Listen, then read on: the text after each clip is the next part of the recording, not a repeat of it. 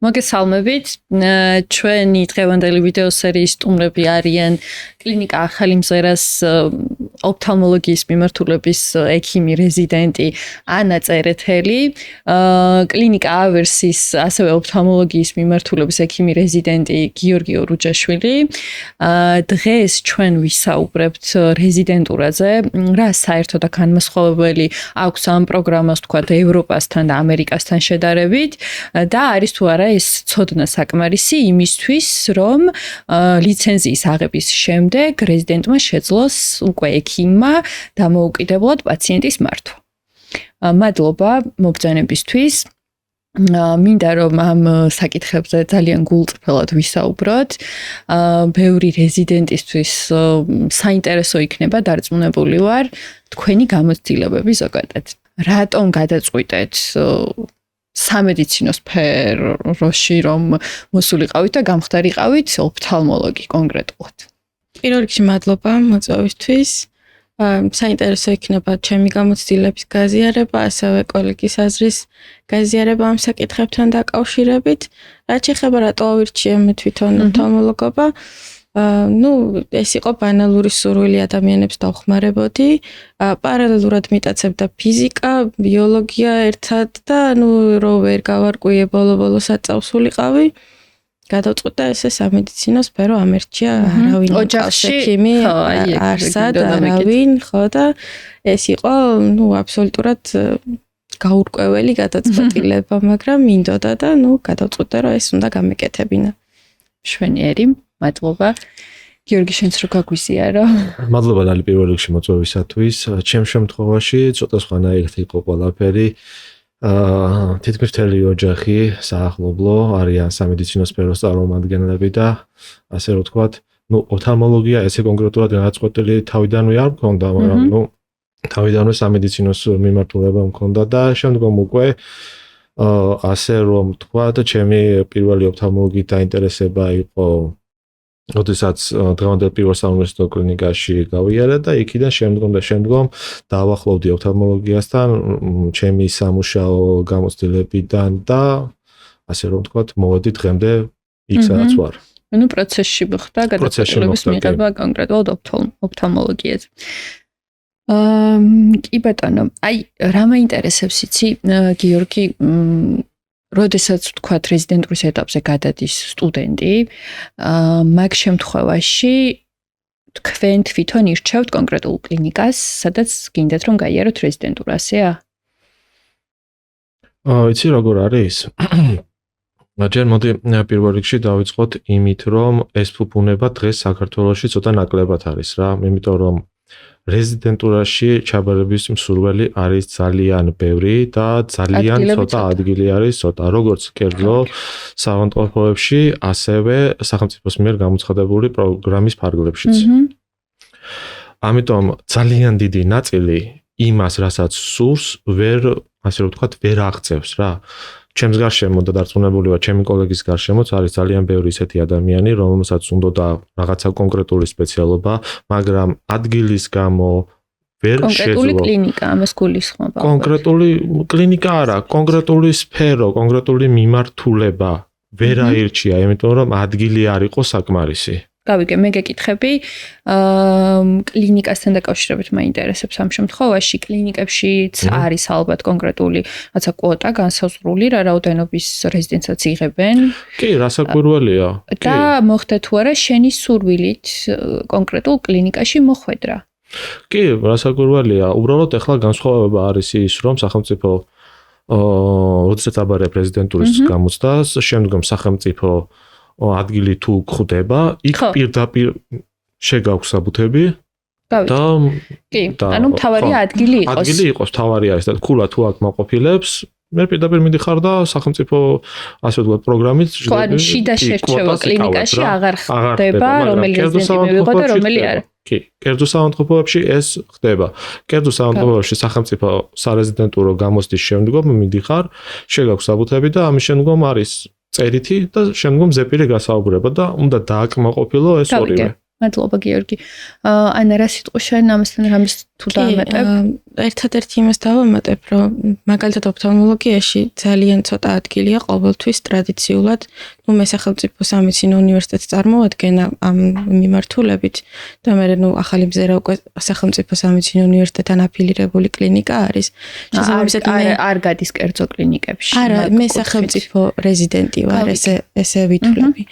ჩემს დროს ერთი ადგილი იყო მხოლოდ გამოცხადებული და საკმაოდ ისეთი იყო რთული, მოხვედრა, მოვხდი იმიტომ რომ უბრალოდ გამიმართლა რომ ვიღაცაზე მაღალი ქულა ავიღე, გაცილებით ჩემზე გამოცდილები ამ სფეროში, ჩემი კურსელები პრაქტიკულად დარჩნენ ამ შემთხვევაში სახელმწიფო უნივერსიტეტის რეზიდენტურის გარეშე და მე კერძო რეზიდენტურაში გააგრძელეს საქმიანობა. მაგრამ შიდა გამოცდასთან დაკავშირებით შიდა გასაუბრება მაინც მქონდა. პროფესორმა მერაბდვალმა დამიბარა და რაღაც საკითხებთან დაკავშირებით ქონდა საუბარი და ჩემ შემთხვევაში ეს არ იყო აქტუალური, მაგრამ რომ გქონოდა მე და დაუშვათ სხვა რეზიდენტს თანაბარი ქულები, ამ შემთხვევაში პატარა გამოცდა გვექნებოდა ესე გამოდის. ასე რომ სხვადასხვა გზა გვაქვს ამ თვალსაზრისით. კი, გასაგებია. სახელმწიფო აქვე ვიკითხავ, რადგან სახელმწიფო უნივერსიტეტიდან მოხდით თქვენ რეზიდენტურაში ამ კლინიკაში. არის რაიმე განსხვავება ფინანსური კუთხით, როდესაც სახელმწიფო კლინიკაში ხვდები და როდესაც კერძო კლინიკაში? ცალსახად განსხვავებულია. გადასახადი სახელმწიფო უნივერსიტეტიდან როდესაც ხდება თვეში არის პირობითად 150 ლარი და კერძო რეზიდენტურაში უკვე განსხვავდება კლინიკების მიხედვით და განსხვავდება პირობების მიხედვით ზუსტად ვეკეთებით ინტერესებს მოგვიანებითაც ჩავუღრმავდეთ რაღაც სხვა კუთხით მაინტერესებს დეტალები. გასაგებია კი. მე მინდოდა მეკითხა, მოკლედ სანამ მოხდებოდა თქვენთან დაკავშირება, დავუკავშირდი კლინიკის ხელმძღვანელ, უпростоრად რეზიდენტურის მიმართულებით, ვინც არიან თქვენი მენტორები. და ვთხოვე რომ შერჩიათ თითო რეზიდენტი, რომელსაც გარკვეული კრიტერიუმების მიხედვით შეარჩევდნენ, არ გამიზიარებია ეს, რაღაცით უნდა მომხდარიყო მათი გამორჩევა, რომლებიც მოვიდოდნენ აქ და ვისაუბრებდით დეტალურად ყველაფერზე. ესეთი კითხვა მაქვს, როგორ ფიქრობ, რატო შეგერჩიეს? ახლა დამამთავრებელი კურსის რეზიდენტი ვარ, სავარაუდოდ ერთი მიზეზი ეს არის. მეორე მიზეზი, რატომაც მგონია, რომ მეტნაკლებად წარმატებულად შეიძლება ჩაითვალოს ჩემი რეზიდენტურის მოღვაწეობა, მე მოვიპოვე წინა სასწავლო წელს პროფესორ ტატიანა შატილოვას სახელობის გრანტი, რომელიც პროფესორმა მერაბდვალმა დააწესა და ეს გულისხმობს 1 წლის ვადით ამ სწავლის საფასურის მთლიანად გადახდას, თანადაფინანსებას და ეს ძალიან დიდი პატივი იყო პირველ რიგში. გარდა იმისა, რომ ეს ფინანსური დახმარება, ესე რომ ვთქვათ, და მხარდაჭერა, ეს იყო ძალიან დიდი პასუხისმგებლობა და ძალიან დიდი ნდობა ჩემი მიმართ გამოცხადებული და ამის გამო ძალიან ბედნიერი ვიყავი და ვფიქრობ, რომ შეიძლება მაგიტომაც მოხდა შერჩევა ასე. ოკეი, გიორგი შერასიტყვი.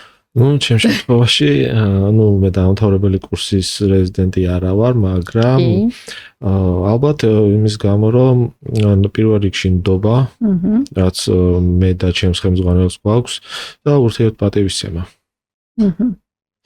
მშვენიერი მისაღებია თქვენი პასუხები. ეხლა მოკლედ მინდა გკითხოთ ორივეს ერთად, რაღაცა რამოდენიმე შეკითხვა მაქვს, რაზეც მჭირდება, ასე ვთქვათ, პირდაპირ პასუხები. როგორ ფიქრობთ, რადგან ორივე წარმოადგენთ კლინიკას, რომელიც ამ მიმართულებით საკმაოდ ისე პოზიციონირებს მყარად და კლინიკა ახალი მზარა მით უმეტეს მხოლოდ ოფთალმოლოგიის მიმართულებით არის, ავერსი მრავალპროფილურია, თუმცა საკმაოდ ძლიერი ოფთალმოლოგიის გუნდი ყავს. როგორ ფიქრობთ, ვის კლინიკაშია უფრო მეტი მძიმე кейსი? ეხლა მან არის ორი ვარიანტი. ხამზერას აქვს უზარმაზარი გამოცდილება ამ სფეროში, მაგრამ ავერს აქვს ის, რომ მულტიპროფილური კლინიკაა და ამიტომ შეიძლება ისეთი პაციენტები, ვისაც სომატურად ბევრი პრობლემა აქვს, იქით მიდიოდნენ, ან უნებურად გადამისამართნენ სხვა ლოგიკური პასუხია. და პლუს მაგას ავერს აქვს ღამის სტაციონარი, რაც ახალმზერას არ აქვს და შეგვიძლია პაციენტების დატოვება თუნდაც რამოდენიმე დღით და მართვა. როგორ ფიქრობთ, მენტორი, რომელიც არის თქვენზე პასუხისმგებელი, როდესაც რეალურად თქვენ გაქვთ ურთიერთობა პაციენტთან, სად გადის ზღვარი მენტორის პასუხისმგებლობასა და თქვენს პასუხისმგებლობას შორის? მოდი ესეთი გავცემ ამ კითხვას პასუხს რა. ჩვენთან პაციენტი რა მოდის, ხო? პაციენტთან ჩვენ გვაქვს პასუხისმგებლობა, მაგრამ ძირითადი პაციენტი, რაც არის, ანუ ოფიციალურად, ადმინისტრაციულად, პიროვნულად მოდის ჩვენს მენტორთან და რა ჩვენთან, უბრალოდ ჩვენ ვართ ჩვენი მენტორის დამხმარეები იმ მომენტში. და რასაც გვავალდებულებს, ვაკეთებთ იმას, ისე როგორც უნდა გაკეთდეს. გავიგე, ანა, შენ რა სიტყვე? მე ვფიქრობ, რომ ჩვენი პიროვნული პასუხისმგებლობა, სადამდეც გვაძლევს საშუალებას, შეიძლება იქამდე მივიდეთ პაციენტთან, მაგრამ მან არის კიდე მეორე საკითხი, პაციენტი რამდენად გიშვებს. ანუ ზოგჯერ არის, რომ პაციენტი ცალსახად გამოხატავს ღიად, გახსნილად, რომ ის არ არის შენთან მოსული და იმან არ აქვს სურვილი იმას, რომ შენ გაუწიო რაიმე სახის მომსახურება, თუნდაც ეს ძალიან ბანალური იყოს და ძალიან მარტივი. მაინც ითხოვენ ხოლმე. და ჩემი კოლეგა დამეთანხმება იმაში, რომ ძალიან ისეთი პაციენტები არიან, ზოგიერთი კონტინგენტი, რომლებიც თავიანთი დაავადების შესახებ უკვე იციან, წლებია არიან ოფთალმოლოგებთან დადიან, შეცვლილი აქვს ძალიან ბევრი ოფთალმოლოგი, ასე რომ ვთქვათ, კონსულტაციები არიან ძალიან ბევრთან და აი უკვე მოდიან ძალიან პესიმისტური განწყობით. მერე? არაფერი, მერე ის რომ უბრალოდ აი ეს პესიმიზმიც ერთ-ერთი ზღვარი არის შენსა და პაციენტს შორის. ანუ მაგას გულისხმობთ, რომ როდესაც პაციენტი მოდის, თქვათ თქვენს მენტორთან, თქვენ ხართ მისი რეზიდენტები. პირველადი კონსულტაცია, ასე ვთქვათ, თქვენზეა, ну იქ რაღაც შეიძლება აპარატზეც შეამოწმოთ, რაღაც კონკრეტული გააკეთოთ დიაგნოსტირება. ამ მომენტში პაციენტი ხვდება იმას, ან იცის ის, რომ თქვენ ხართ რეზიდენტები და განწყობა აქვს, შეიძლება რაღაც ისეთი არის ხოლმე. ყოველთვის არა, მაგრამ არის ხოლმე ესეთი განწყობები. არის ზოგიერთ, ანუ ადამიანის პიროვნებაზე არის საუბარი, როგორი ადამიანი. მაინც საბოლოო ჯამში ექიმი ამოწმებს იმ ყველაფერს და უბრალოდ ის მოთხოვნა, რომ აუცილებლად სათვალეში ეს მინაც კი იმან ჩამისვას და შენ მოდი ხარ ჩემთან ახლოს.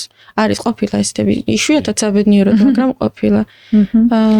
ის კი არა ყველაზე მეტად ვისგან წინს ხოლმე ეგეთი დამოკიდებულება, ანუ მასწავლებლებისგან და ექიმებისგან, ვისაც ეს გავლილი აქვს უკვე. ეს ხო გამოცდილი გაქვს შენ თვითონაც და არა, ну არიან ესეთები. კარგი, მოდი ეგეთი кейსი რო განვიხილოთ, რაც ახლა ამ სიტუაციასთან არის დაკავშირებული, ვთქვათ, არის პაციენტი, რომელიც თქვენ მიიღეთ საწყის ეტაპზე, მოხდა რაღაცის დიაგნოსტირება, თქვენ ფიქრობთ, რომ ამ ადამიანს სჭირდება ამ ეტაპზე ქირურგიული ჩარევა, თუმცა მენტორი თვლის, რომ არა. რას აკეთებთ ამ დროს? თუ გქონიათ მსგავსი кейსი, რა გიქნიათ? ან რას ფიქრობთ? როგორი იქნებოდა თქვენი დამოკიდებულება? სავარაუდოდ, ანუ გამოცდილება როგორიც მაქვს და როგორიც წარმომიდგენია ესეთ სიტუაცია, ალბათ რომ წავიდოდა პაციენტი, ვკითხავდი რატომ უთხრა ესე, რატო ურჩია ასე რომ ანუ მე გამეგო და დასაბუთებული აზრი მისი რა მოტივით უთხრა ესეთი პასუხი. კი, რა თქმა უნდა, ასე გროელი სწორი მიდგომა იქნებოდა ისეთი, როგორც თქვა ჩემო კოლეგამ. ანუ ჩემი აზრი არის ჩემი აზრი და ყველა ადამიანს უნდა გააჩნდეს თავისი აზრი ნებისმიერ კონკრეტულ საკითხთან მიმართებაში და მე შეიძლება ვთვლიდე ერთს, მაგრამ რეალურად საჭირო იყოს მეორე, იმიტომ ვარ მე რეზიდენტი, რომ დავსვა შეკითხვა და მივიღო ჩემი მენტორისგან პასუხი. ხო, ანუ არ მიიღებდით ამ ყველაფერს, როგორც ჩვეულებრივ. იმიტომ რომ მე ვსწავლობ, სხვაებიც ჩემნაირად სწავლობენ და შეიძლება მე შევწდე но ჩემი მენტორი იყოს სწორი და მე რაღაცა შეიძლება ვერ ვხედავდე და მან დაინახოს. და დასვა უკითხოს და მიიღებ პასუხს, რომ იქიდან გამომდინარე მიხვდა. კარგი, გუშინ რაღაცებს გადავხედე, მოკლედ რაღაც კვლევები არის, რომელიღაც ჟურნალებს უდევთ საქართველოშიც და საზღვარგარეთაც და რაღაცა მსგავსი ტენდენცია შეინიშნებოდა, ასე ვთქვათ, რომ რეზიდენტებს ასწავლიან ოფთალმოლოგიის მიმართულებით საუბრობთ ამ შემთხვევაში, ასწავლიან მენტორები, როგორ გააკეთონ პროცედურები, ვთქვათ, აპარატებთან, სხვა სამედიცინო აპარატებთან მუშაობა, ვთქვათ, როგორ გაზომონ რეფრაქცია, ბადურა როგორ დაათვალიერონ და ასე შემდეგ. ან შეიძლება ასწავლონ კიდევ, ვთქვათ, რაღაცა ლაზერით როგორ გააკეთონ манипуляცია, თუმცა ძალიან დიდი პრობლემა არის იმის, რომ უჭირთ გადაწყვეტილების მიღება, როგორ უნდა მივიდნენ სწორ დიაგნოზამდე, ასე ვთქვათ რა. ანუ ამის საშუალება რამდენად არის თქვენს შემთხვევაში? ვთქვათ, ის პირველადი დიაგნოსტირება, რაც ხდება აპარატით, ეს კი, ვთქვათ, იციან რეზიდენტებმა, თუმცა აი ამ მიღებული მასალის დამუშავება, ვთქვათ, რაღაცა სხვადასხვა დიაგნოზებზე ფიქრი, რომ ის იქნება, თუ ეს იქნება, აი ამ ყველაფრის ბალანსი რამდენად არის რეალურად? ხო, კარგი კითხვაა ძალიან. ნახეთ სხვათა შორის ეხლა ვარ მაგ ეტაპზე, რომ ეს რაც ვისწავლე აქამდე, ეს ეხლა უნდა ნელ-ნელა გადავიტანო ყოველდღიურ პრაქტიკაში და ანუ მე პაციენტებზე ეს მე თვითონ დავსვა დიაგნოზი, რომ კი აქ ნამდვილად ეს არის, ნამდვილად ეს არის. ეს უნარჩვევები, ეს თითოეული ის პატარ-პატარა დეტალი, რასაც ჩვენ წლების განმავლობაში ნელ-ნელა ვსწავლობთ, საბოლოო ჯამში გვაძლევს მაგას, რომ ჩვენ დარწმუნებულები ვხდებით მერე რაღაც ეტაპზე, რომ კი აქ ნამდვილად ეს არის დიაგნოზი და ნამდვილად ამაზე უნდა მივიტანო ეჭვი და თუ რაღაცა დამატებითი კვლევა მჭირდება, რომ ეს დავადასტურო ან გამოვრიცხო, ჯობია რომ მალე გავაკეთო, რომ მე ვიცოდე, რომ დაუშვათ ამბავს კერატოკონუსი არ ექნება და მხედველობა არ გაუარესდება, ან თუ აქვს მალე მივხედო, მალე ჩავერიო, რომ მალე შევაჩერო და ნუ მალე მენეჯმენტი მალე გავუკეთო. მოკლედ აი ესეთი ნიუანსები, ანუ რას გულისხმობ? ჩვენთან ახლა ხელმზერაში როგორც არის მიღებული ტაქტიკაა, რომ ყველა განხრით არის სხვადასხვა ექიმი, ნუ უფრო მეტად ჩახედული ესე რომ მარტივად რო ახსნათ, ხო? კრეტინოლოგები არიან, ანუ წინამონაკვეთის რქოვანას სპეციალისტები არიან, გლაუკომის სპეციალისტები, ხო? ანუ სხვადასხვა. ისინი მუდმივად ერთმანეთს აჩვენებენ ამ პაციენტებს. კი, ცხადია, როცა გაქვს მაგის შესაძლებლობა კლინიკაში, თუმცა ხშირად არის ხოლმე რომ არ არის ესე. კი, როცა არ გვაქვს მოწერა. შეგვიძლია ეს რაღაცა რომ ვკითხოთ. მე რამდენჯერმე მქონდა სხვა ფილიალში მუშაობის გამოცდილება, ანუ არა ვაკის სახელმწიფოში, ამით სხვაგან და ყოფილა ისეთი რაღაც სიტუაციები, რომ ჩემი მენტორისთვის უბრალოდ სურათი გამიგზავნია, რომ ეხლა ეს როგორ მოვიქცე, სად გავუშვა. გასაგებია კი, ეს აი ეხლა გაქვს უკვე შეხებრად დამამთავრებელ კურსზე ხარ დიაგნოზებთან, დიაგნოზის დასმასთან, თუ აქამდეც იყო ვთქვათ? რა აქამდეც იყო, მაგრამ იცით როგორ არის ეს ყოველთვის ყველა სიტუაციაში და ყველა кейსში არა, ანუ ეს იყო რაღაც მომენტი, სადაც შეიძლება გეყოს ცოდნა, ხო? მაგრამ ეს ვითარდები ყოველდღე რაღაც ახალს სწავლობ, ახალ გამოცდილებას იღებ. შესაბამისად არის რაღაც დიაგნოზები, რასაც ალბათ ხვალ უკეთესად გავუმკლავდები ვიდრე დღეს, ხო? ანუ ეს განგრძობითი პროცესია და ნუ მუდმივად რაღაც ახალს ითვისებ. კი, ცხადია. დაამეტებ რამის გიორგი? არა, თითქმის ამომწურავად უპასუხა რა, მაგიტომაც ქვია ჩვენს ასე რომ ვთქვათ პროგრამას უწყვეტი სამედიცინო განათლება მუდმივად უნდა განვითარდეს, მუდმივად და რეზიდენტურის დამთავრება არ ნიშნავს იმას, რომ მსგავს პრობლემას არ წარწდები უკვე ჩვენს საექიმო პრაქტიკაში. იმიტომ რომ შეიძლება ჩვეულებრივი ბანალური კონიუნქტივიტი იმდენად გაგირთულდეს, რომ როგორც პრაქტიკოსმა და მრავალწლიანმა პრაქტიკოსმა ექიმმა ვერ მართო. შეიძლება კიდე ისეთი დაავადებაში გხვდეს, რომელიც 20 წელი და 30 წელი იმუშაოდა, საერთოდ არც შეგვედრია და არც გსმენია, რომ კი, ეგ ცხადია, ეგ შეიძლება გამოცდილ ექიმსაც. ამიტომ არის უწყვეტი სამედიცინო განათლება, მუდმივად უნდა განვითარდეს. რომ მინიმუმ იმიტომ ალბათ რომ არის რაღაცები რაც შეიძლება არ იყოს ჩვენს ქვეყანაში გავრცელებული ვთქვა და რაღაც ახალი დაავადება ან პრობლემა იყოს კი. მაინტერესებს მოდი რომ გადავიდეთ ის ნახე რეზიდენტურის პროგრამა ასე ვთქვა ზოგადად რაც არის და რასაც მოიცავს. მე არ ვიცი ეს ალბათ სახელმწიფო არის და ყველა კლინიკაში შეიძლება რაღაც მცირე ცვლილება იყოს, მაგრამ ძირითადი ალბათ ერთია.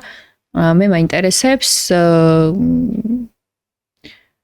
გამოცდილება თქვენი როგორია ამასთან დაკავშირებით, რომ რამდენად გაქვთ საშუალება პაციენტს ემუშაოთ დამოუკიდებლად რა.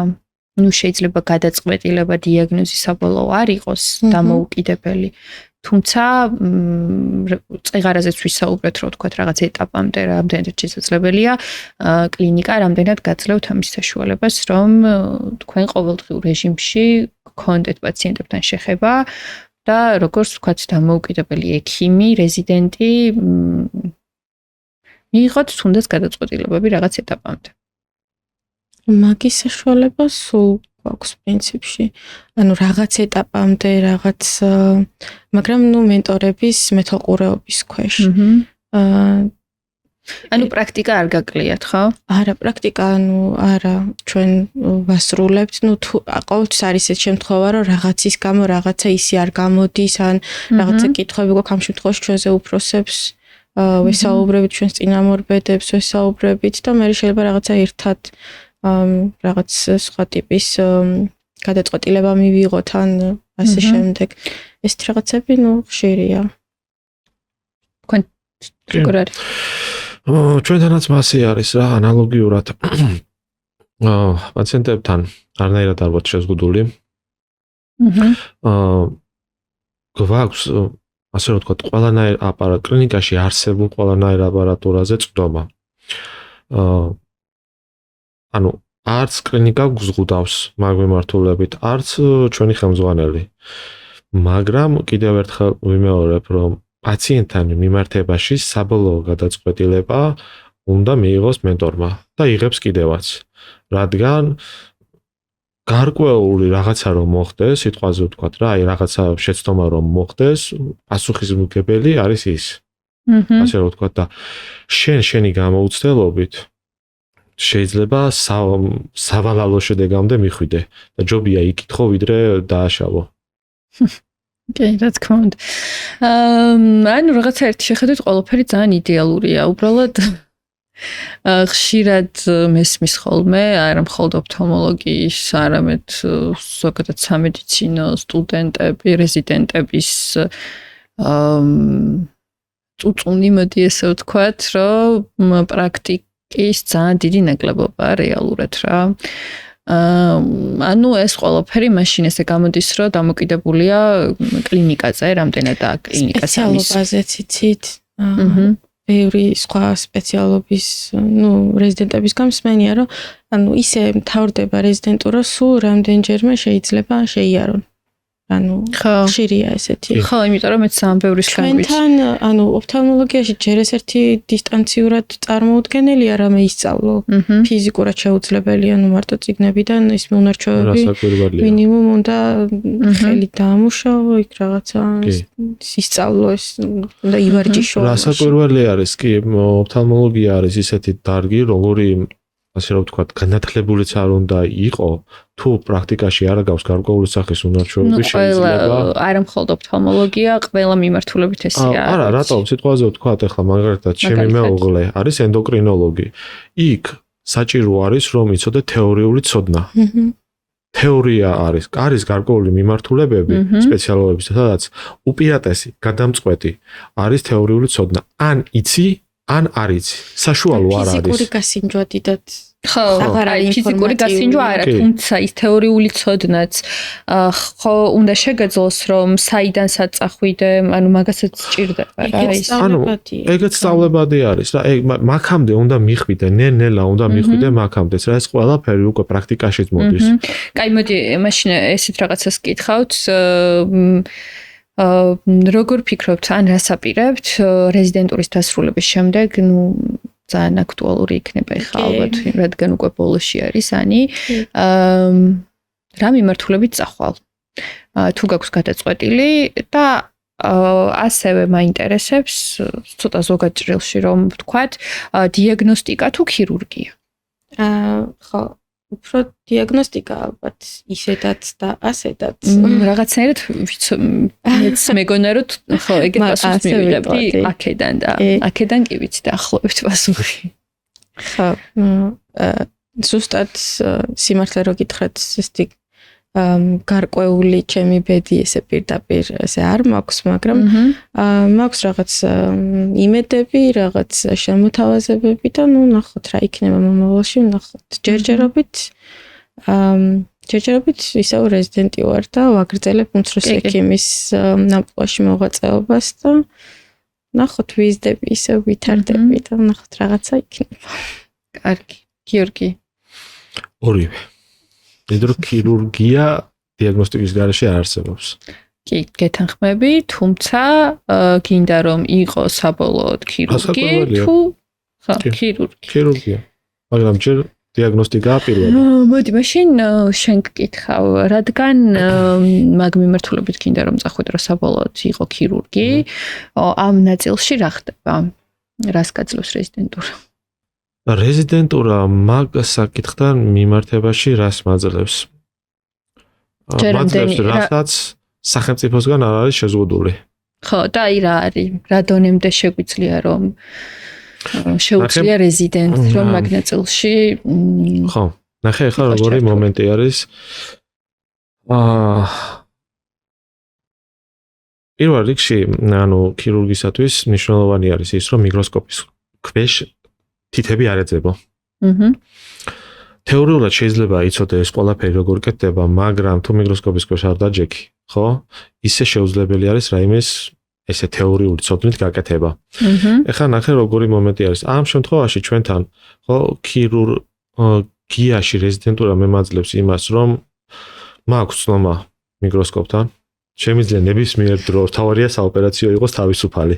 ნებისმიერ დროს შევიდე, დავჯდე ჩავატარო ჩემთვის მულაჟზე ასე რომ ვთქვათ манипуляციები რაც შემიძლია რაც არა მაგაში უკვე მეხმარებიან და მაგალითად რაში როგორაში რაში გეხმარებიან ნუ არსებობს მიდგომის სხვადასხვა ტექნიკა არსებობს გაკერვის სხვადასხვა ტექნიკა ესენი ყველა მარიცის და ყველაფერი ისი არ არის წიგნში აღწერილი პრაქტიკულად რომ ჭდები უკვე სხვანაირად ხდება ეს ყველაფერი და ამაზე თუ ვიღაცა ამაში გეხმარება მენტორი კი ახლა მენტორის გარდა ჩემნაირი რეზიდენტი ვერ დამეხმარება ხო ცხადია ანუ უნდა დაგიჯდეს ადამიანი გვერდით და გითხრას რომ აი ეს ესე კეთდება და მაგისი ანუ ის გვაქვს ჩვენ შესაძლებლობა და საშუალება მაგ ყველაფრის და სახელმწიფოს განუ მე უფრო ის მომენტი მექნება რომ აი ჩემი კოლეგა ახლა დარწმუნებულია ჩემზე უკეთესად იცის რადგან მეოთხე კურსი არის უკვე რომ ძალიან ბევრი ადამიანი ვინც ამთავრებს ხომ გარკვეული პერიოდის შემდგომ ინდოეთში მიდის სხვადასხვა ქირურგიული უნარჩვევების შესასწავლად ხო პრაქტიკული უნარჩვევების კი პრაქტიკული უნარჩვევების შესაძლებლად აი ეს პრაქტიკული ნაწილი რომ ჩადოს სახელმწიფო თავის სარეზიდენტურო პროგრამაში და მისცეს საშუალება რეზიდენტებს კლინიკებს მენტორებს რომ როგორც დიაგნოსტიკური თვალსაზრისით მიუშვან რეზიდენტები პაციენტებთან, ხო, ისევე მიუშვან ქირურგიული კუთხითაც. იცი რა მინდა? მან უკვე სხვა პრობლემები მოდის. მან მოდის უკვე სოციალური პრობლემები, ის რომ ჩვენი მოსახლეობა გაცილებით განათლებულია ვიდრე ინდოეთის მოსახლეობა. არა, რასაკვირველია, კი. ეს ძალიან დიდი კი, მაგრამ პრობლემაა. ხო. კი, მაგრამ არის გარკვეული მომენტები, არის კონტინგენტი პაციენტებისა, რომლებთანაც შეიძლება მუშაობა, მასე ყველა ერთნაირი არ არის. ყველას ერთნაირი მიდგომა და ერთნაირი ჩარევა არ სჭირდება. არის მომენტი და უნდა შეირჩეს ეს. ამაში, რასაკვირველია, მენტორი და მთელი გუნდი შეიძლება გვერდში გედგეს, მაგრამ იურიდიულად შინ არ ქონდეს ამის უფლება. კი, ხვდები, რასაც ამბობთ კი და სრულიად გასაგები და მისაღებია. თუმცა ძალიან საჭირო ამბავია ზოგადად არ ვიცი სახელმწიფოსგან რომ მოხდება თქო ამ ყოველფრის ჩადება თუ შეცვლიან ამ მიმართულებით ეს ჩვენზე არ არის დამოკიდებული თუმცა თუ მოხდება მსგავსი ცვლილება მეორე ეტაპი ის არის რომ ჩვენი რაც აღნიშნა რამდენად ამას მივიღებთ ისე როცა ეხა მოდიან აქ ადამიანები, რომლებსაც რეზიდენტი უტარებს დიაგნოსტიკას, ანუ იმაზეც კი აქვს ხო ზოგს პროტესტი, ხო და მით უმეტეს ქირურგია, თუმცა ხო, გასათვალისწინებელია ალბათ ის, რომ აი პასუხისმგებლობა, რაც წეღან თქვით, ანუ თუ იქნება მენტორის პასუხისმგებლობა, ესეც არა, უყურე, აქ სხვა რაღაცა არის. მენტორის პასუხისმგებლობა ერთი არის. მენტორი მე თუ მენდობა სიტყვაზე ვთქვა თამაში ის სახელმწიფოსგან რომ უკვე იყოს ანუ ნება დართული მიმიშვებს პაციენტთან ნახე რას ვიძახი სიტყვაზე ვთქვა ზოგიერთ ქვეყნებში ასე რომ ვთქვა პოსტსაბჭოთა ქვეყნებში არის სარეზიდენტურო პროგრამაში გაწერილი ის რომ მე როგორც რეზიდენტმა აი სიტყვაზე ვთქვა კატარაქტების მოდულში მე უნდა გავაკეთო 30 კატარაქტის ოპერაცია ხო და მე ვალდებული ვარ რომ ეს შევასრულო აი ეს მომენტია კი ხვდები ხარ ასეც ამბობ და მე იქ უკვე შეირჩევა აი ელემენტარული რომ ავიღოთ აი რამდენი ადამიანი მოდის რომელსაც კატარაქტის ოპერაცია სჭირდება ხო და ჩემთანაც ჩვენს კლინიკაში დარწმუნებული ვარ ჩვენ კოლეგასთანაც ძალიან ბევრი ადამიანის კვირაში დაახლოებით შეიძლება გაკეთდეს 30-50 ოპერაცია კატარაქტის ხო მან ყველა ერთნაირი არ არის შეიძლება იქ რაღაცა ისწავლო ნელა ისწავლო მე არ ვიძახი რომ მიუშვა ადამიანი და თავიდან ბოლომდე გააკეთოს კატარაქტის ოპერაცია ეს ზღაპარი არის რა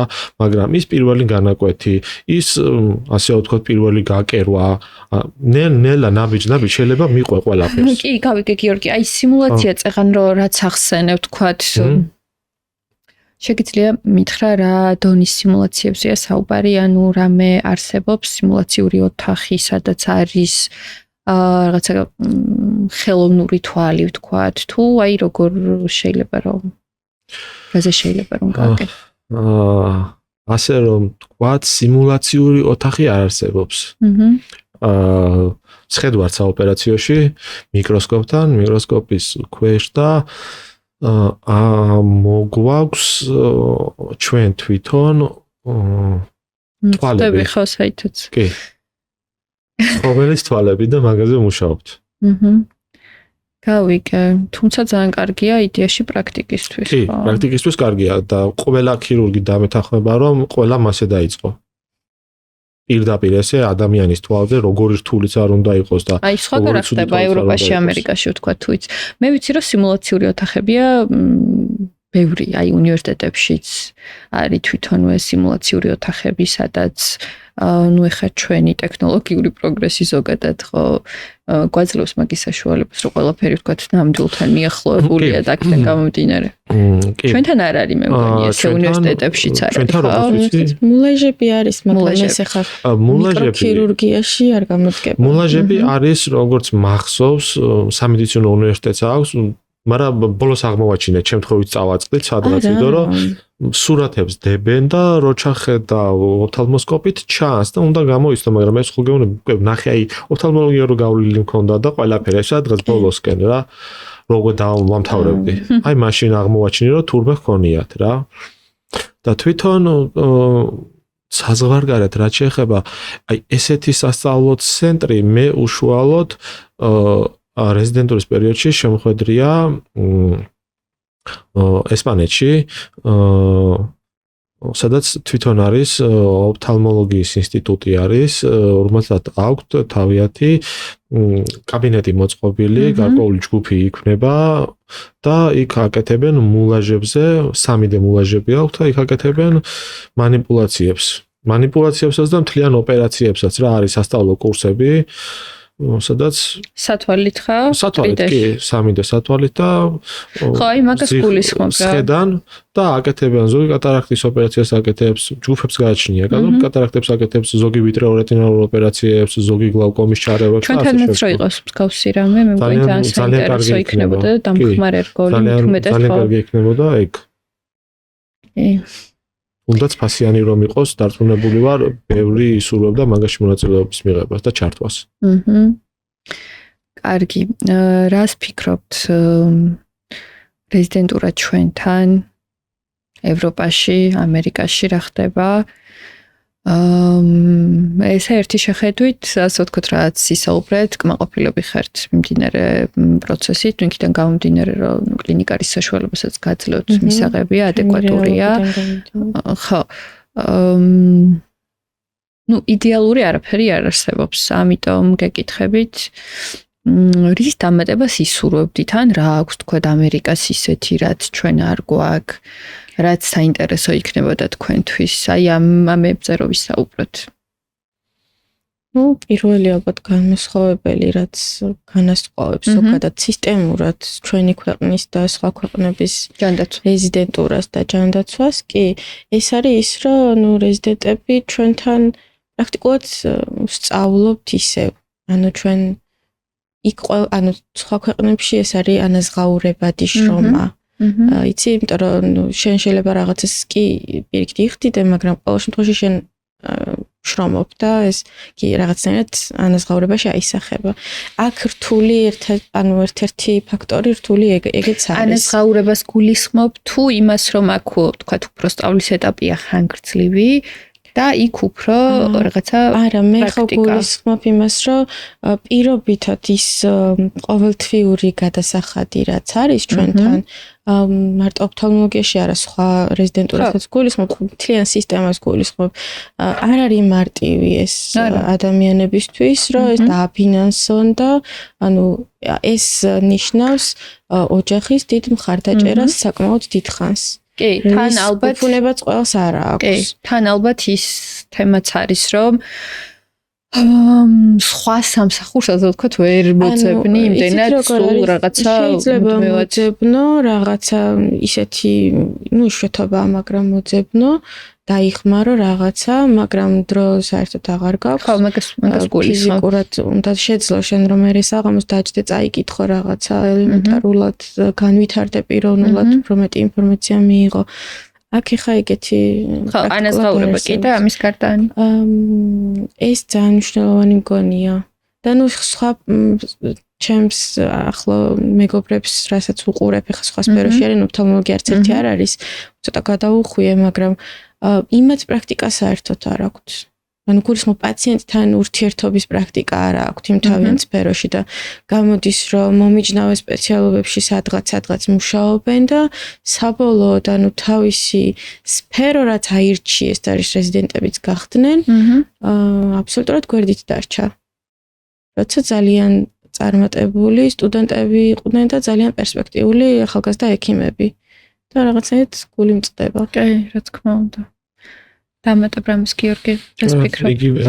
მოდი მაშინ თანხასთან დაკავშირებით, ეგ ანაზღაურებასთან დაკავშირებით ცოტა გავშალოთ ევროპა, ამერიკის მაგალითზეც. მე როგორც ვიცი, კონკრეტული საათები აქვთ რეზიდენტებს სხვა ქვეყნებში, რომ კვირაში უნდა იმუშაონ, თქვათ, ამდენი საათი. ამ მუშაობის პარალელურად მათ აქვთ გარკვეული ანაზღაურება. რაც თქვათ თუნდაც რომ მინიმალური იყოს საკმარისია იმისთვის რომ მინიმუმ რაღაცა ხო დააფინანსონ ის ხარჯები რაც აქვთ ის იმისთვის საკმარისი იყოს ჩვენთან ეგ რეალობა არ არის მოკლედ რომ კლინიკა რაიმეს გიხდიდეთ ხო ასეა იშვიათად გამონაკლისებში არის ესეთი ალბათ უმცროს ექიმად როდესაც მუშაობ მაგ შემთხვევაში კი მაგ შემთხვევაში ცოტა მეტი პასუხისგებლობები გაქვს ვიდრე სხვა რეზიდენტს და ეს შესაძლებლობები არსებობს ის არ არის რომ საერთოდ არ არსებობდეს უბრალოდ ცოტა იშვიათობა ყველა ვერ იქნება ესე ანუ რეზიდენტს აქვს უფლება ჩვენი კანონმდებლობის მიხედვით რომ იყოს უმცროსი ექიმი კი ცხადია ხა უბრალოდ კლინიკაზეა დამოკიდებული ეს ოფერი რამდენად იქნება ანაზღაურებადი და ასე შემდეგ ხო უბრალოდ ეხა ეს ნახეთ ამდენი შეიძლება არ ჭირდებოდეს ხო ყველა რეზიდენტი ვერ იქნება უმცროსი ხო კი გავიგე აი დროსთან დაკავშირებით როგორ არის სამუშაო დროსთან დაკავშირებით ჩვენთანაც არის ესეთი გაწერილი გრაფიკები არსებობს რამდენი საათი უნდა იმუშაოს კვირაში პირობითად დღის განმავლობაში ზუსტად არ მახსენდება მაგრამ გვაქვს ესეთი გრაფიკები მე როგორც ვიცი სტაციონარებში მორიგეობებით სავალდებულოა რაღაც ჩვენთან ახლა ესეთი არ არის ჩვენთან მორიგეობა არის მაშინ როცა საოპერაციო დღე არის არასამუშაო დღეს და გჭირდება და მივდივართ იმიტომ რომ იმ დროს უნდა ვიყოთ ადგილზე მაგრამ ისე რომ რაღაცა ოფიციალური მორიგეობა გქონდეს ესე არის კი გასაგები ანუ რაღაც მხრივ სისტემა თვითონ ამ რეზიდენტურის ისე არის აწყობილი რომ კლინიკისთვის ასე ვთქვათ დამატებითი ბევრი უმცროსი ექიმის რეალურად არსებობის შესაძლებლობაც არის ხო პარალელურად გარდა იმისა რომ ვთქვათ თქვენი მხრიდან არის ეს რომ რაც შეიძლება მეტი მინდა რომ ვისწავლო რა თქმა უნდა ეგ სრული უნდა იყოს რა შეიძლება მეტი პაციენტი გავსინჯო და ვნახო და სხვადასხვა დიაგნოზებთან გქონდეთ შეხება ამის გარდა კლინიკის მხრიდანაც აი ხა ვიფიქრე უცებ რაღაცა მაგ ანუ არის კლინიკის მხრიდანაც ასე ვთქვათ რაღაცა ბევრი პლუსი რაც კლინიკისთვის შეიძლება იყოს რა არ არის ეგრე რეზიდენტის მხრიდან ხო რეზიდენტის ყოლა იმიტომ რომ მაგრამ ეს მაინც რეზიდენტის პირად კეთილნებაზეა დამოკიდებული ამას გულისხმობთ ხო? ანუ რამდენად ეხმარება რეზიდენტი კლინიკას ამას გულისხმობთ? მე გულისხმობ იმას რომ თქვათ ექიმი რომელიც კონსულტაციებში იღებს რაღაც კონკრეტულ თანხას და ასეთი ექიმი მყავს თქვათ ორი კლინიკას და დატვირთულობა არის პაციენტების მხრიდან მას აღარ სჭირდება კიდე ორი თქვათ ექიმის დამატება იმისთვის რომ ამ რაოდენობის პაციენტები მიიღოს მას რომ ყავდეს ორი რეზიდენტი, რომელსაც არა, ესე ვერ პირდაპირ ეკვივალენტად ვერ გადავიყვანთ. ხო, პირდაპირ ეკვივალენტად ვერ გადავიყვანთ, თუმცა კლინიკებისთვისაც ბენეფიტურია რაღაც ხრივ რეზიდენტები. მაგ თვალსაზრისით ვერ გეტყვით, იმიტომ რომ მაინც რეზიდენტი როგორი რაღაცა იცით თუ თვითონ არ არის მონდომებული რომ რაღაცა იგივე პაციენტის გასინჯვაში მიიღოს მონაწილეობა, ანუ შეიძლება რომ აბსოლუტურად ინდიფერენტულად იყოს განწყობილი და თავისთვის კითხულობდეს რაღაცას, თუნდაც იქ იმ კლინიკაშივე ყოფნის დროს და დიდად არ დამოკიდებული რა ეტაპამდე, რა დონემდე, რა სიღრმეებში შეხვალთ. ანუ მაინც შენ რამდენად ხარ ჩართული, რამდენად გინდა, რამდენად გამოხატავ, ამას დიდი მნიშვნელობა აქვს. ჩემი აზრით ესე იყო. კი, რასაკვირველია. რეზიდენტი არ ნიშნავს, ასე რომ ვთქვათ, დამატებით კადრს, სამუშაო კადრს. პირდაპირ არა, ცხადია, უბრალოდ ირიბად ვიგულისხმებ. ხო, მაგრამ ნახე როგორი მომენტი არის.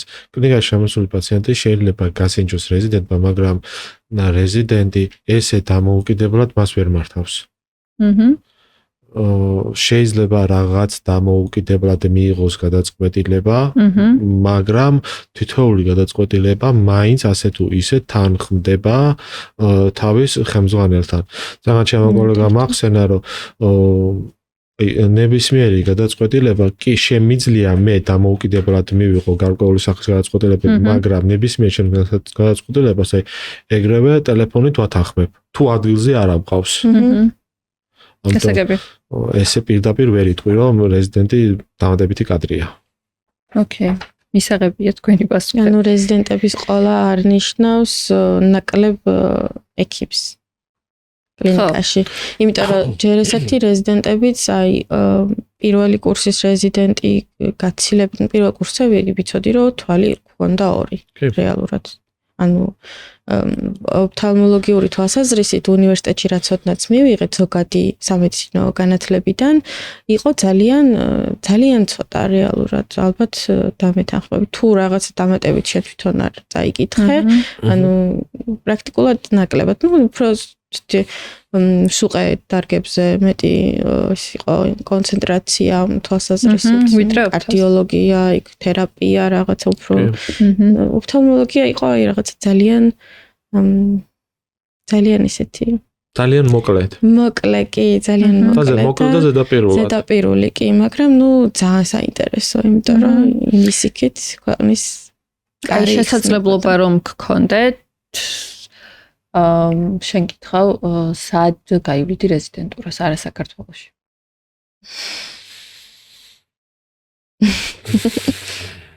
ოფთალმოლოგიას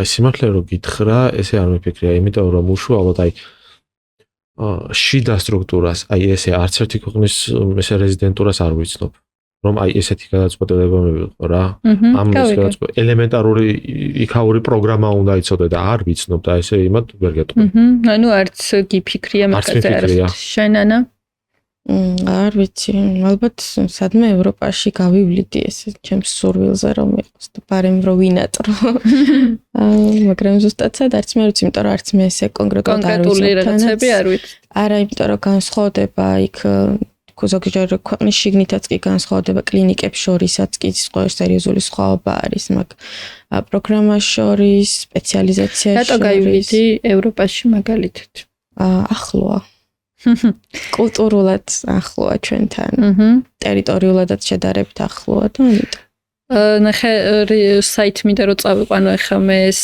ჩვენი საუბარი როგორ ფიქრობთ სისტემა რაც ჩვენთან არის საქართველოში ოფთალმოლოგის რეზიდენტურა ამის დასრულების შემდეგ რომ იღებთ ლიცენზიას და გაქვთ უკვე დამოუკიდებლად მუშაობის უფლება რამდენად აყალიბებს ეს სისტემა საქართველოში დამოუკიდებელ ექიმს რომელსაც შეუძლია დამოუკიდებლად მიიღოს გადაწყვეტილებები დამოუკიდებლად მართოს პაციენტები არის თუ არა ეს საკმარისი ეს ცოდნა გამოცდილება პრაქტიკა იმისთვის რომ იყოთ აი ამ ნაწილში დამოუკიდებელი თუ საჭიროა აი როგორც გიორგიმ თქვა მე ვთქვათ თუ ქირურგიის მიმართულებით წავა ინდოეთში ცოტა თული საკითხია მოხალხაზრისით და კი ალბათ ქირურგიული კუთხით მაინც საჭირო გახდება სადღაც დამატებითი გამოცდილების მოპოვება და მოძიება მაგრამ ერთი შეხედვით ანუ ესე პირველი გადასახედიდან მეტნაკლებად ალბათ საკმარისია მაინც რაღაც დონეზე პიროვნულად შენ თვითონ ისე უნდა განვითარდე და შენ თვითონ უნდა შეძლო შენ თავში რომ ეს რაღაცნაირად მზად იყო ამისთვის ანუ ბოლომდე ესე ვერც სხვაგან გავლილი რეზიდენტურით ფიქრობ რომ შეიძლება ისე თავდაჯერებული ვერ იყო საბოლოოდ ნუ რეზიდენტურაზე არ არის თვითგანვითარებაზე მე მგონია რომ კი მაინც რაღაც ადამიანის ფსიქოლოგიაში უნდა გააკეთოს ექიმი ბევრი პაციენტის ნახვით პარალელურად კითხვით ახალი კვლევების გაცნობით ალბათ სხვადასხვა ქვეყნის პრაქტიკა არ არის საინტერესო თქვენთვის რა თქმა უნდა კვლევების წაკითხვა და გაცნობა ძირითადად მაგას მოიცავს სამწუხაროდ ჩვენთან კვლევები ეხა ამ ეტაპზე ყოველ შემთხვევაში ნუ ეს შიდა დაკვირვებები რაც გვაქვს და რაც ახალმზე რა საქმე როგორც ახსოვს რაღაცა კვლევითი ცენტრი თუ არასწორად ვიცი ნუ ზოგადად სულ რაღაცას ვიკვლევთ და სულ რაღაცაზე ვაკვირდებით და სულ ვაწარმოებთ გარკვეული ტიპის პაციენტების ისე ვთქვათ кейსებს და მე მსგავს кейსებს ვადარებთ ყოველთვის ერთმანეთს მაგრამ მაგის თქვა მინდა რომ ანუ ძირითადად რაზეც ჩვენ ვეძახით კვლევების გაცნობას ჩვენ უცხოურ სტატიებს ვკითხულობთ ხო ძირითადად ეს არის ნუ AAO-ს საიტი, რომელსაც ყოველდღიური შეხება გვაქვს და ყოველდღიურად ვამოწმებთ.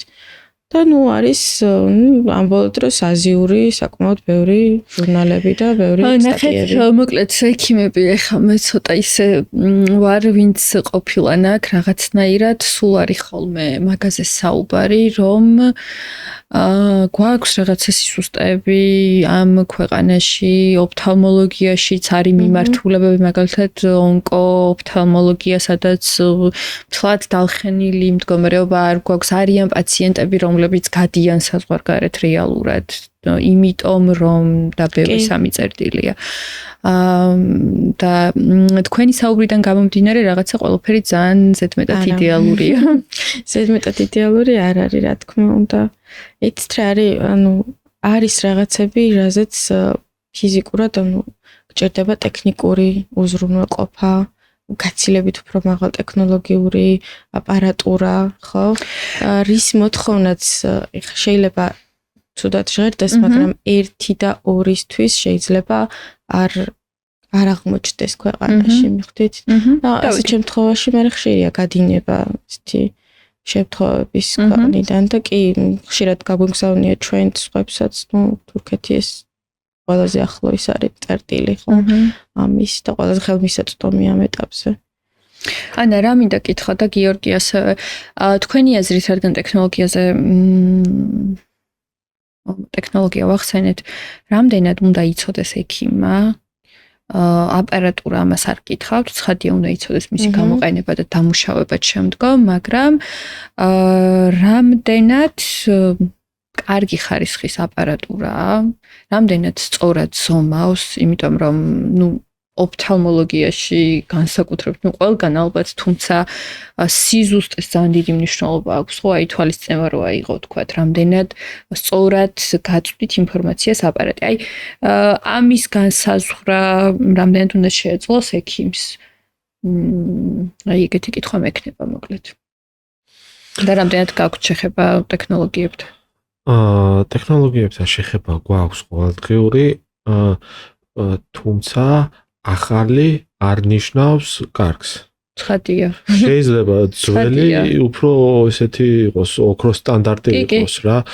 ეხლა მაგალითად ბოლო დონის სიტყვაზე თქვა ტონომეტრი, მას შეიძლება მოგცეს გარკვეული სახის რამდენიმე ერთეული ცდომილება, მაგრამ Goldman-ი ძველი რაც არის დღემდე ოქროს სტანდარტია. ითვლება კი, მიუხედავად იმისა, რომ დიდ დროს მოითხოვს, დიდ რესურსს მოითხოვს, პაციენტისთვის არ არის სასიამოვნო, მაგრამ მაინც ბევრად სანდოა გაცილებით, ვიდრე ზოგიერთი ახალი თაობის უფრო მარტივი აპარატი კი.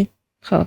ანუ აპარატურის ნაწილშიც საჭიროა რა, რომ რაღაცა განსაზღვროს ექიმმა საერთოდაც რა ინფორმაციაც მისცა, რაღაცა ვთქვათ იქ პარალელურად სიმპტომები ისა ესა, რომ იფიქროთ საერთოდ, რომ შეიძლება აპარატს ცდომილება ქონდეს, ხო ეგრეა, იმიტომ რომ რეალურად რა კარგი, როგორი მაღალი ხარისხის აპარატიც არ უნდა იყოს. მაინც საბოლოოდ მივდივართ იქამდე, რომ ადამიანის ტვინმა უნდა გააკეთოს ამ ყველაფრის ანალიზი საბოლოოდ და შეიძლება ნახე როგორი მომენტი არის აპარატი იყოს სწორი, აპარატი იღებდეს იდეალური სიზუსტით, მაგრამ შენ იდეალურად ვერ გადაიღო. არა. მეც იდეალურად შეიძლება გადავიღო, მაგრამ ამ დროს შეიძლება პაციენტმა ვერ გააკეთოს ის, რასაც ეუბნები იდეალურად. ხო. ხო. აი, ანუ პროცესი სრულად იყოს დაცული, კი. და ეგეც ძალიან რომ გაარკვიო ბოლო-ბოლო ვისი ბრალია, შენი ბრალია, პაციენტის ბრალია თუ რატო გაქვს დაუშვათ ეს უხარისხო სურათი, რის გამო გაქვს. იქნებ პაციენტის რაღაცა ხარვეზია, ზოგჯერ არის კისერ მრუდობა აქვს და ფიზიკურად შეუძლებელია იქ დააფიქსიროს თავის სწორად. ის ეხლა გამახსენდა ზუსტად ეხა აპარატთან დაკავშირებით და ბარემ თქვენ აზრსაც მოვისმენ ამ საკითხზე. რეფრაქციის გაზომვის დროს, ну თქვა პლუსია, მინუსია, რამდენად არის ეს პლუსი თუ მინუსი. როცა მოდის პაციენტი, სვამთ პირდაპირ, ნახულობთ, მერე გუგას უფართავებთ, მერე კიდე ნახულობთ, ხო ესეა? მრავალი შემთხვევაში რამდენად ცდომილება ხო აქვს მაინც გარკვეულწილად. მაგალითად, ვერ ითვალისწინებს ბევრი აპარატი აკომოდაციას. მაგას გულისხმობთ, როცა გუგას უფართოვებთ და მე აკომოდაციის გარეშე ნახულობთ უკვე რა არის. ერთჯერადად იმავე დღეს გუგის გაფართოვებას გულისხმობ თუ მე რაღაცა ხანგრძლივი მოხმარების შემდეგ დაბარებას. იცით რა, ჩემი მასწავლებლების იმართა რო გითხრათ, მაგ მეთოდს აკლებად, რომ ესე ხანგრძლივად გუგის გასაფართოებლის საშუალებით ყველაზე არც უნდა გამოიყენო, უბრალოდ გააჩნია შემთხვევას. უფრო იშვიათად, იმიტომ რომ მაინც რამდენიმე დღე არ ჩაიწვეთებს იმ წვეთს და იგივე რეფრაქციით მოდის, იგივე სიტუაციით თუ არ ჩაიწვეთა? ხო, თუ არ ჩაიწვეთებს, ხათია იგივე არა, გულისხმობ რას, რომ ეს ძირითადად კეთდება რატო, რომ სპაზმი მოუხსნათ, ხო, ეს არის მიზეზი. ეს სპაზმი, ანუ კარგი ერთი კვირა იწვეთა მუდმივად და აქვს ეს ფართე გუგები. ერთი კვირა გავიდა, აღარ ჩაიწვეთა, იგივე სიტუაციით მოდის, მაინც პრობლემაა, ხო? სულ მუდმივად ხო არ იქნება გამაფართოების საშუალება. არა, მაგრამ სწორი ნომერი ხო დაენიშნება იმის ფონზე, რომ სპაზმი აღარ არის. სწორი ნომერი შეიძლება დაინიშნოს, არ არის აუცილებელი ერთი კვირა და 20 დღე. აი, ვფიქრობ, გიორგი. იგივე ასე ვარ, აბსოლუტურად. შეიძლება ერთი კვირა იწვეთოს, იაროს გაფართოებული გუგებით, მაგრამ ერთი კვირის შემდგომ რომ დაიწყებს აქტიურ მუშაობას, მოხდეს იგივე. ამიტომ პირველ რიგში არის ვურჩევთ ხოლმე იმას, რომ თავისი ცხოვრების წესი შეცვალოს. ვერცვლიან, მაგრამ მეტნაკლებად მეტნაკლებად ახლა არ ვეუბნებით, რომ სამუშაოს თავი დაანებე და სახში დაჯექი და ახლა, მაგრამ მეტნაკლებად. ნახე მე კი ხვდები ხა რასაც იცახით უბრალოდ მე ნახეთ საით მინდოდა რომ წავსულიყავი და რააზე მესაუბრა არსებობს აპარატები რომლებიც ზომავენ აკომოდაციის გათვალისწინებით თუმცა უმეტეს კლინიკებში არის აპარატები რომლებიც არ ზომავენ აკომოდაციის პირობებში თუმცა რეალურად პაციენტებისთვის ანუ პაციენტს არავინ არ აყენებს საქმის კურსში და ესე დეტალურად ალბათ ვერც გაიგებენ ადამიანები ვთქვათ ვისაც არ აქვს შეხება ამ სფეროსთან რომ ეს აკომოდაციით არის გაზომილი თუ აკომოდაციის გარეშე და რეალურად შეიძლება საკმაოდ დიდ ცდომილებასთან კონდეს საქმე და არ ვიცი აქედან გამომდინარეობს ისიც ალბათ რომ ექიმები თქვენს მომავალი დამოუკიდებელი ექიმები რომ აი აპარატურულ ნაწილშიც, რადგან ტექნოლოგიებთან ესეთი ახლო შეხება გაქვთ, რაღაცნაირად მგონია, რომ დღეს ყოველ შემთხვევაში ამ თანამედროვეობამ ეგ მოიტანა, რომ ძალიან კარგად უნდა ერკვეოდეს ექიმი თუნდაც სამედიცინო აპარატურაში. კი. ხო, შემთხვევაში ძალიან ბევრი დეტალია. გაქვს ხო, იმის ფუნქციები ზუსტად, ანუ მაქსიმალურად ზუსტად უნდა იცოდე. კი. კარგი, მოდი, ეხლა რადგან ორი სხვადასხვა კლინიკის წარმომადგენელი ხართ, დამიხასიათეთ თქვენი კლინიკა ერთი სიტყვით. ცოტა ძნელი იქნება. თულია ხო, ცა. აი თუ გინდა ორით იყოს. მე მგონი უკეთეს ვერ მოვიფიქრებ. ჩემს გამოცდილი ყველაზე უფრო ისეთი გამოცდილი. უახლოესი ტექნოლოგიები. ხო. ორით გამოვიდა. უახლოესი ტექნოლოგიები, ხო. გამოცდილი და უახლოესი ტექნოლოგიები, ორივე საჭიროა რა. კარგი, რა ვიცი. კიდე ძალიან ბევრი სალაპარაკო მაქვს ამ საკითხებზე და თქვენც ალბათ, მაგრამ მოდი ბოლოსკენ წავიდეთ.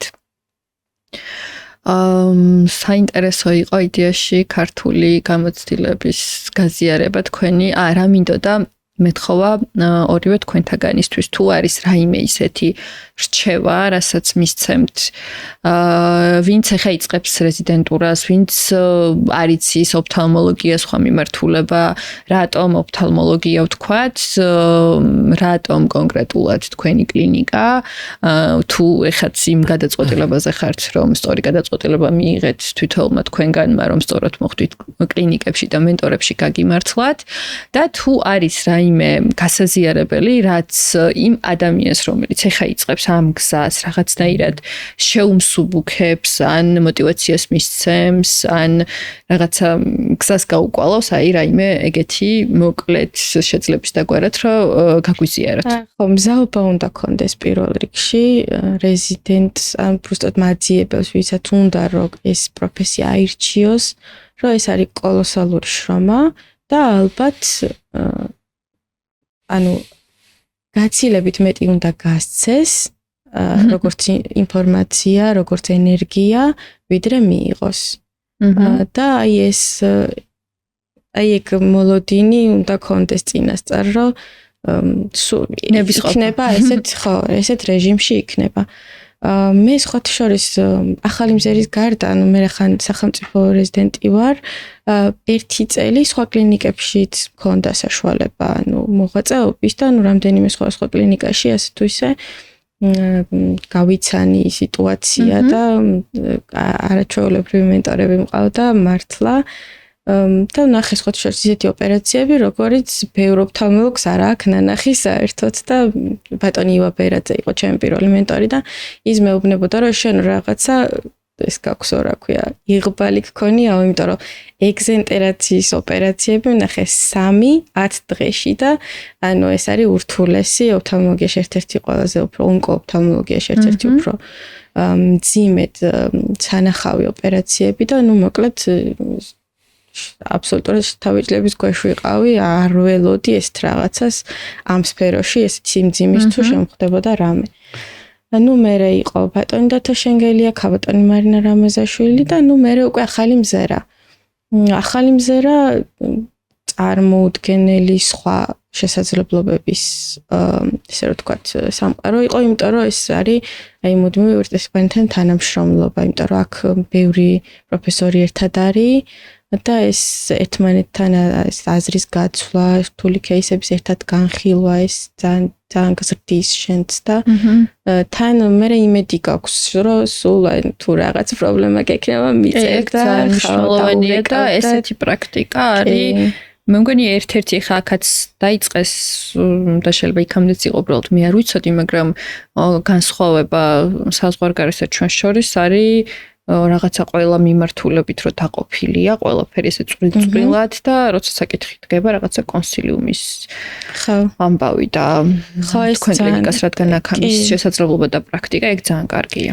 კი, ანუ ხო ეს ოფთალმოლოგიაში წვრილ-წვრილი პატარა მიკრო ესე რომ ვთქვათ სპეციალობები არსებობს და ნუ მაგ ხრი ძალიან მნიშვნელოვანია ერთმანეთის აზრი, რომ იქ ვიტრეორეტინალურმა ქირურგმა თავისი აზრი თქვას, იქ წინამონაკვეთის ქირურგმა თავისი აზრი თქვას და ნუ ეს ყველაფერი ხოთშორს ნიუ ჰოსპიტალშიც იყო ეგ გამოცდილება ნამდვილად უბრალოდ მაშინ პირველი მოდული იყო და ძალიან მე ძალიან ცოტა რაღაც ვიცოდი ოფთალმოლოგიაში და იქ იყავი ეს სახელმწიფო პროგრამა მოიცავდა ამას რომ პირველ წელს სხვადასხვა კლინიკებში უნდა ყოფილიყავი. კი, ნახეთ როგორია როცა სახელმწიფო რეზიდენტი გახდება ადამიანი ბატონი მერაბი არის პროგრამის ხელმძღვანელი, მაგრამ შეიძლება სხვა კლინიკაში აღმოჩნდა რაღაც გარკვეული მოდულები სხვაგან გაიარო, მე სხვაგან წახვიდე და ძალიან კარგი შესაძლებლობაა. კი, იმიტომ რომ სხვადასხვა ჯერ ესეთი კონტაქტები გაქვს საკმაოდ დიდი, იმიტომ რომ იცნობ იქ სიტუაციას, იქ ექიმებს, ბავშვთან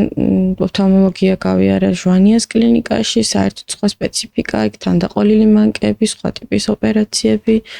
მე ქაბატონ მარინა რამაზაშვილთან კიდე სხვა ტიპის უკვე კონტინგენტი ყავდა პაციენტების და ნუ მოკლედ ძალიან საინტერესო იყო ამ თვალსაზრისით და ახალმზერაში უკვე დიდი ხანი უკვე 3 წელია ახალმზერაში ვარ ესე რომ ვთქვათ და ნუ ეს ძალიან დიდი გამოცდილება, უბრალოდ უზარმაზარი შრომა და ვინც ახლა იწყებს, ნამდვილად ღირს იმ თვალსაზრისით, რომ ძალიან საინტერესო სპეციფიკა აქვს თვითონ ოფთალმოლოგიას და ძალიან საინტერესო სფერო არის, მაგრამ ეგ არის რომ მოლოდინი რა გვაქვს და რას ველოდებით, ეგ ძალიან მნიშვნელოვანია რომ მე იმედგაცრუება არ გქონდეს. ხო. გიორგი, შენ რა სიტყვები? მომავალ ოფთალმოლოგებს არა, მომავალ ექიმებს, ასე რომ ვთქვათ, ურჩევდი იმას, რომ ზოგადი რთული პირობების საერთო ჯამში რთული პირობების გამო პირველ რიგში არ დანებდნენ. ანუ ვისურვებდი რომ ყველა მიაღწიოს იმას, რისი მიზანიც აქვს და ანუ არ უღალატოს რა. მე ვთვლი რომ ადამიანი თუ სიტყვაზე ვთქვათ დანებდა იმ დასაწყის ეტაპში უკვე აზრი აღარ აქვს. დანარჩენი მუდმივი სწავლა, მუდმივი განვითარება, მუდმივი წინსვლა, ასე რომ ვთქვათ, სიახლეებისაგან, იმიტომ რომ მუდმივად ვითარდება, შენ არ გელოდება ის, შენ უნდა მიყვე მის განვითარებას. და ასე შემდგომ რა ეტაპობრივად უნდა განავითარო შენი თავიც, განვითარდე, შეისწავლო დანარჩენი ყველაფერი. ასევე არის დასაწყისშივეც რა. 3 წელი სწავლობ ბაზისურ საგნებს, 3 წელი დადიხარ კლინიკებში, რომ ის რაც ისწავლე გამოიყენო იქ. ასე უნდა მიყვე ყველგან რა. და აგერ საერთო შტაბ-ჭრილობების ქვეშ ვართ. მე და ჩემი კოლეგა იო ბერაძისგან, იმიტომ რომ მე მასთან მუშაობდი 3 წელი. ნიუ ჰოსპიტალში. ნიუ ჰოსპიტალში კი, რეზიდენტურის დაწყებამდე. დიდი წვლილი მიუძღვის ბატონი ვას ჩემი როგორც ოფთალმოლოგის ჩამოყალიბებაში.